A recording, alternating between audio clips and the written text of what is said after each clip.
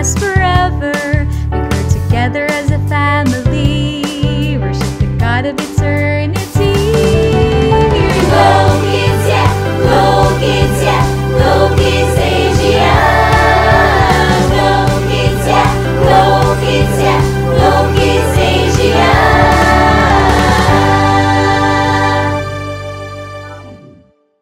Go Kids!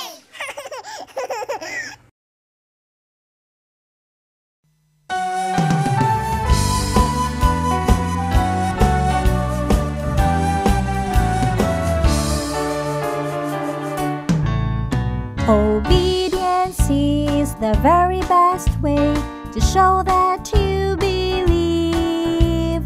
Doing exactly what the Lord commands, doing it happily. Action is the key, do it immediately. Joy you will receive. Obedience is the very best way to show that you believe. O-B-E-D-I-E-N-C-E.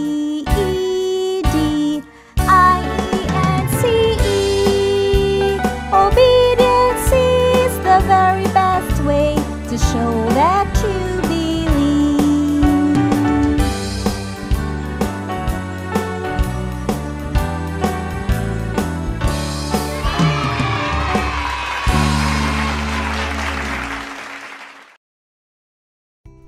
Simson dan Delilah.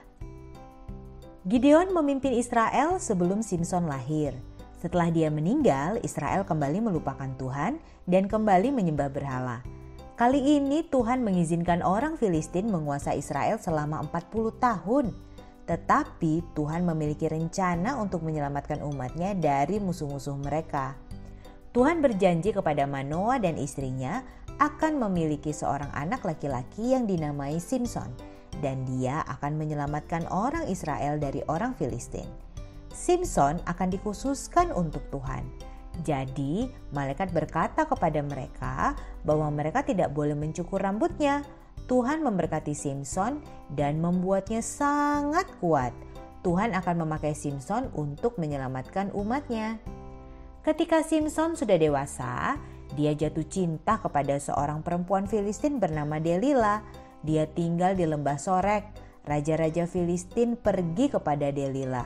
Mereka berkata, "Coba cari tahu apa yang membuat Simson begitu kuat. Bujuklah dia agar memberitahumu. Cari tahu bagaimana kita bisa menangkapnya dan mengikatnya supaya kita bisa menundukkannya."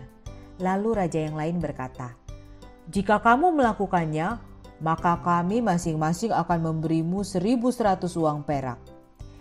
Delilah menerimanya dan bertanya kepada Simson apa yang membuatnya begitu kuat. "Katakan padaku, mengapa kamu begitu kuat? Bagaimana orang bisa mengikatmu dan menundukkanmu?" 3 kali Delilah bertanya kepada Simson dan 3 kali Simson memberikan jawaban yang salah. Pertama, Simson mengatakan bahwa jika dia diikat dengan 7 tali busur yang baru yang belum kering, kekuatannya akan hilang.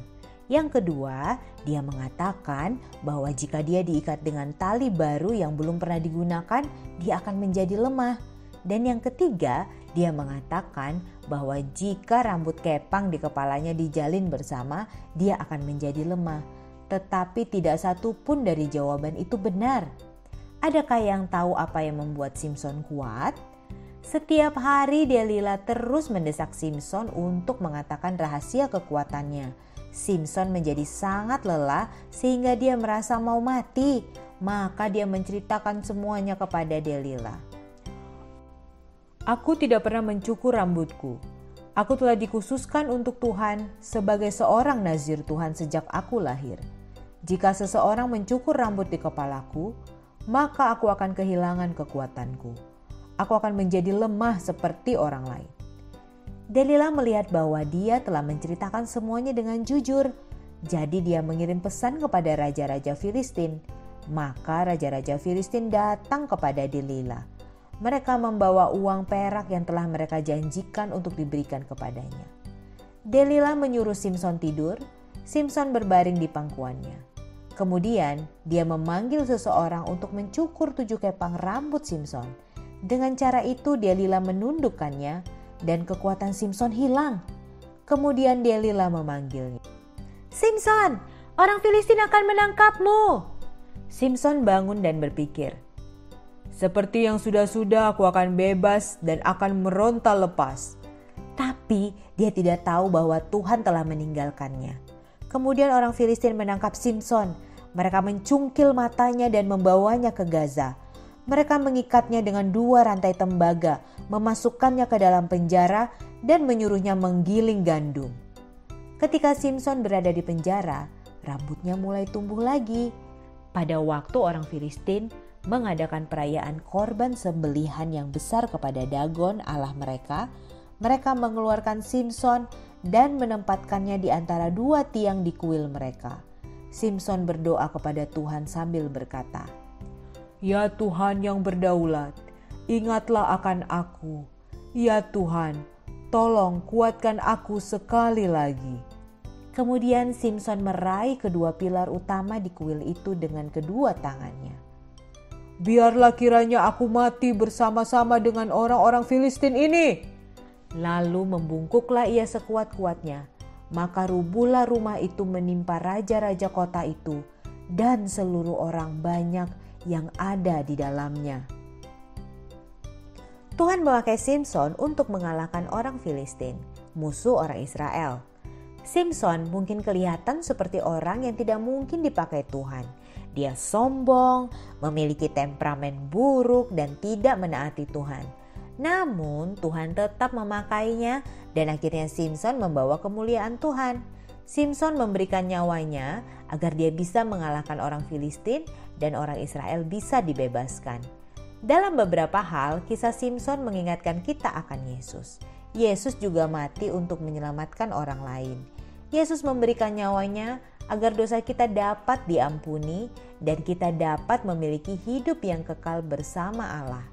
Dia menunjukkan kasih-Nya kepadamu dengan memberikan hidupnya, mati di atas kayu salib, dikuburkan, dibangkitkan pada hari yang ketiga, dan berjanji kepada orang yang percaya kepadanya bahwa mereka akan bersamanya suatu hari nanti.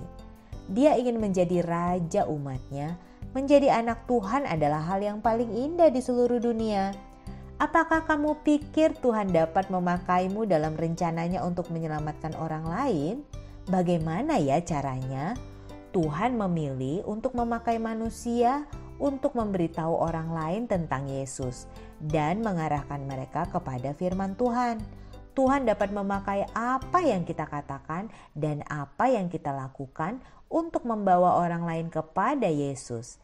Bagikan Yesus kepada teman dan orang lain yang kamu kasihi karena mereka juga membutuhkan Yesus.